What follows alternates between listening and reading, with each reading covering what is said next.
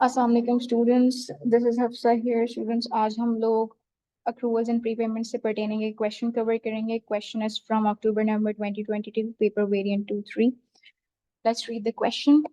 Question में हमारे पास क्या इंफॉर्मेशन गिवन है? The following balances have been taken from the accounts of RB a trader. हमारे पास एक ट्रेडर है हुज नेम इज आरबी और इसके फॉलोइंग बैलेंसेस आर गिवन। यहाँ पर इंश्योरेंस है एंड कमीशन रिसीवेबल है। इंश्योरेंस के साथ कुछ मेंशन नहीं किया हुआ, इट मींस ये इंश्योरेंस आपका एक्सपेंस होगा। और ये जो कमीशन रिसीवेबल है, यहाँ पर रिसीवेबल मेंशन है, इट मींस ये आपकी, ये जो आरबी है ट्रेडर, ये इसकी इनकम है।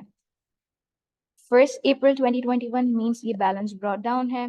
31 मार्च 2022 ईयर एंड की डेट है, इट मींस ये बैलेंसेस कैरीड डाउन होंगे आपके पास। इंश्योरेंस के केस में आपके पास at the start of the year and at the end of the year दोनों प्रीपेड बैलेंसेस हैं, which is 2500 and 850। And commission receivable के अंदर आपके पास at the start of the year and end of the year दोनों पे owing balances है, it means accrued balances है, which is 700 and 630। यहाँ पे फॉलोइंग ट्रांजैक्शन गिवन है, the following transactions relate to the year ended all rest year ended 31st March 2022, all receipts and payments were through the bank account।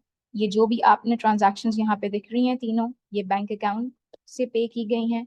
आपने insurance कितनी पे की है? 15,300। यहाँ पर इंश्योरेंस रिफंड हुई है 600 एंड कमीशन रिसीवेबल आपने पे किया है, रिसीव हुआ होगा through bank, that is 7200। Let's move on to the question. यहाँ पे कह रहा है हमें prepare the following ledger accounts for the year ended 31st March 2022, balance the accounts and bring down the balances on 1st April। तो यहाँ पर simply आपने शो करनी है through accruals and prepayments accounts बना के। अब इंश्योरेंस जो है, so that is your expense, so इसमें PAAP वाला फॉर्मेट यूज होता है। व्हाट डज इट मीन्स कि आपका balance brought down prepayment will be on the debit side and balance brought down of accrued will be on credit side. जब balance brought down prepaid का debit side पे है तो balance carry down credit side पे होगा, and prepaid balance brought down of accrued debit credit side पे तो उसका balance carry down credit side पे होगा। अब क्वेश्चन में हमारे पास जो इंश्योरेंस है उसके ओनली प्रीपेड बैलेंसेस गिवन है, there is no accrued balances. तो अक्रूड बैलेंसेस में we will simply put a dash, और यहाँ पर at the start of the year आपका इंश्योरेंस बैलेंस था 2500 एंड ईयर एंड बैलेंस था 850। सो यहाँ पर हम 2500 लिख देंगे बैलेंस ब्रॉट डाउन में, एंड 850 ईयर एंड बैलेंस है, इसीलिए हम बैलेंस कैरी डाउन में लिख देंगे। अब हमने बैंक के थ्रू पे कितना किया है? इंश्योरेंस जो हमने पे की है दैट इज 15,300, और हमारी इंश्योरेंस रिफंड भी हुई है। रिफंड क्यों होगा? क्योंकि हमने ज्यादा पे कर दिया होगा, सो हमें रिटर्न बैक हो गई होगी, अमाउंट हमारी रिफंड हो गई होगी। जब हमने इंश्योरेंस को पे किया होगा तो हमने एंट्री क्या बनाई होगी? Insurance debit and bank credit, क्योंकि बैंक से पैसे जा रहे हैं 15,300। तो यहाँ पर इंश्योरेंस डेबिट हो रहा है, सो हम इंश्योरेंस के अकाउंट में भी डेबिट करेंगे, लेकिन हम टी अकाउंट में हमेशा रेफरेंस किसका लिखते हैं? ऑपोजिट का लिखते हैं। तो हम इंश्योरेंस के अकाउंट में डेबिट करेंगे अमाउंट को 15,300 and we would write the reference of opposite which is bank, आपका यहाँ पर आ जाएगा। अब इन दैट केस आपकी इंश्योरेंस की कुछ अमाउंट रिफंड भी हुई है। अगर इंश्योरेंस की अमाउंट रिफंड हो रही है तो एक्सपेंस कम हो रहा होगा, एंड व्हेन एक्सपेंस डिक्रीजेस तो आप क्या करते हो? उसको क्रेडिट कर देते हो। इंश्योरेंस को हम क्रेडिट कर देंगे एंड बैंक को डेबिट कर देंगे। तो सिंपली हम इंश्योरेंस के अकाउंट में भी क्रेडिट करेंगे, रेफरेंस में ऑपोजिट लिखेंगे, दैट इज बैंक। इंश्योरेंस के अकाउंट में हम क्रेडिट कर देते हैं अमाउंट 600, ये रिफंड अमाउंट है, यहाँ पे हम लिख देते हैं बैंक, और हम इसको रिफंड भी शो कर देते हैं। सॉरी,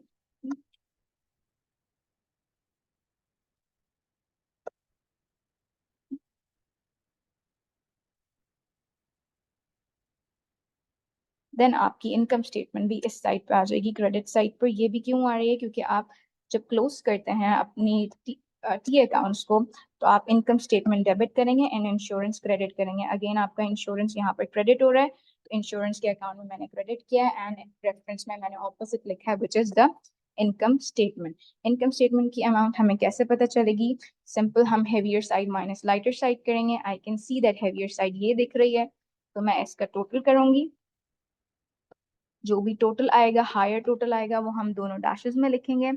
टोटल जो आ रहा है यहाँ पर दैट इज 17,800, एंड देन इस 17,800 में से ये वाली अमाउंट और ये वाली अमाउंट में माइनस कर दूंगी तो मेरे पास इनकम स्टेटमेंट की अमाउंट आ जाएगी विच इज 16,350।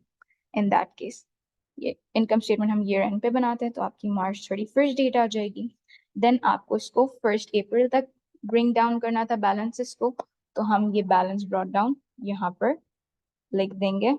दैट इज हमारे पास आ रहा है 850, क्योंकि कैरी डाउन है तो यही सिमिलर ब्रॉट डाउन होगा 1 April 2022। Now move on to commission receivable amount. हमारे पास कमीशन रिसीवेबल जो है वो हमारी इनकम है, तो इसमें हम APPA वाला फॉर्मेट फॉलो करेंगे। इट मींस डेबिट साइड पे बैलेंस ब्रॉट डाउन अक्रूड आएगा, balance brought down accrued debit side पे आ रहा है तो balance carry down accrued credit पे आएगा। Balance brought down prepaid credit पे आ रहा है तो balance carry down prepaid will be on the debit side. अच्छा, इस केस में हमारे पास जो रिसीवेबल है उसमें हमारे पास प्रीपेड नहीं है, हमारे पास ओइंग बैलेंसेस गिवन है which means accrued balances given है, जो कि यहाँ पे हमें दिख रहा है 7,000 owing, 700 owing and 630 owing. At the start of the year 700 है owing amount and at the end of the year 630 है।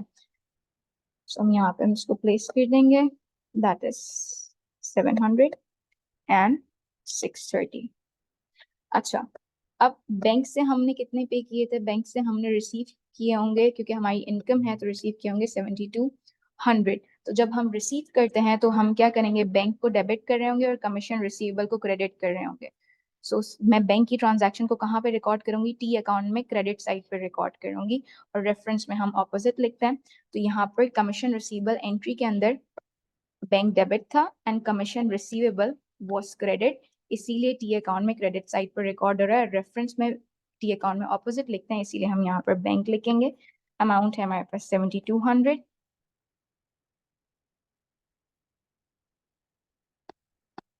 देन हमारे पास इससे रिलेटेड और कोई ट्रांजैक्शन नहीं है, तो आपकी इनकम स्टेटमेंट इस साइड पे आ जाएगी।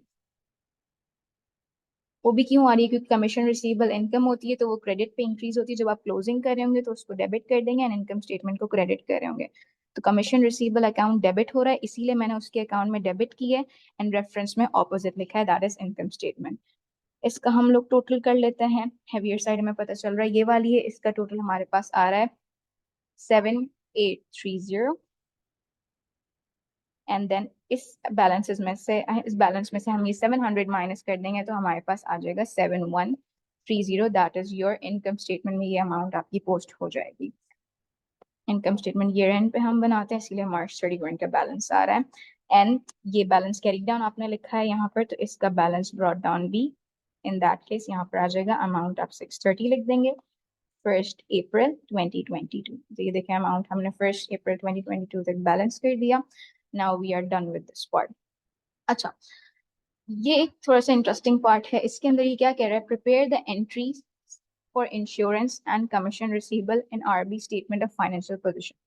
अच्छा, आरबी ने जो भी एसओएफपी बनाई है उसका आपने इम्पैक्ट बताना है, जो कि आपके 31 मार्च को, इट मींस ईयर एंड पे जो इंश्योरेंस और कमीशन के बैलेंसेस थे ना, उसका एक्सट्रैक्ट बनाना है ऑफ एसओएफपी की। ये जो ईयर एंड पे जो दो बैलेंसेस थे वो एसओएफपी में कहाँ पर रिकॉर्ड हो रहे होंगे। So let's get back to the question. पहले हम देखते हैं वो बैलेंसेस हैं क्या हमारे पास।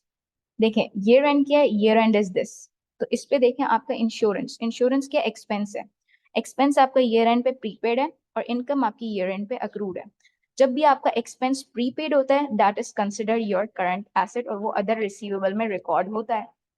एसओएफपी में यहाँ पे करंट एसेट में चले जाएगा। एंड आपकी commission receivable is your income, income भी आपकी ओइंग है, so that is also considered your current asset. तो ये दोनों अमाउंट्स जो हैं आपकी एसओएफपी के अंदर करंट एसेट के अंदर रिकॉर्ड होंगी और आपने उसी का एक्सट्रैक्ट बना के उसको शो कर देना है। सिंपली हम क्या करते हैं, यहाँ पे हम लिख देंगे करंट एसेट। अच्छा, आपने पूरी एसओएफपी नहीं बनानी, सिंपली करंट एसेट का कॉलम बनाकर ये दो अमाउंट्स को शो कर देना है कि ये कहाँ पे रिकॉर्ड होते हैं। ये अदर रिसीवेबल में रिकॉर्ड होंगे, या आप इसको अलग अलग करके भी लिख सकते हैं, ऐसे भी लिख सकते हैं। Insurance prepaid and commission receivable accrue. Insurance prepaid की अमाउंट थी 850 एंड कमीशन आपके पास अक्रूड है 630, तो आपके पास टोटल क्या आ जाएगा? Your total is 1480. ये आपका टोटल बैलेंस हो जाएगा फॉर अदर रिसीवेबल.